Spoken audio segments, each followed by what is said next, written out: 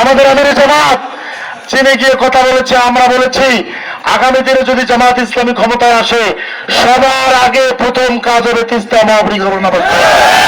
রংপুর বিভাগের প্রথম কাজ তিস্তা মহাপরিকল্পনা বাস্তবায়ন।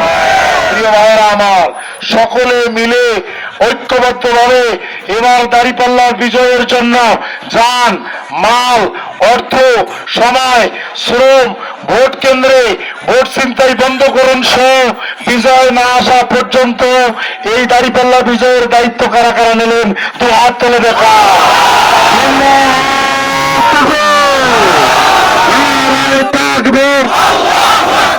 বাংলাদেশে কোনো মার্কা আছে রে? সন্ত্রাসের বিরুদ্ধে কোনো মার্কা আছে রে? চাঁদার বিরুদ্ধে কোনো মার্কা আছে রে? দুর্নীতির বিরুদ্ধে কোনো মার্কা আছে রে? গরিবের অধিকারের বিরুদ্ধে পক্ষে কোনো মার্কা আছে রে?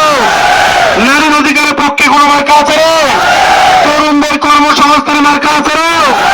করছে মার্কা করছে বলো বলো এই যে ভালো না এই সবাই মিলে এই যেতেই যাবে ফুল্লারাতে শোলবাড়িতে সবাই মিলে পাকিস্তানকে যেতেই যাবে।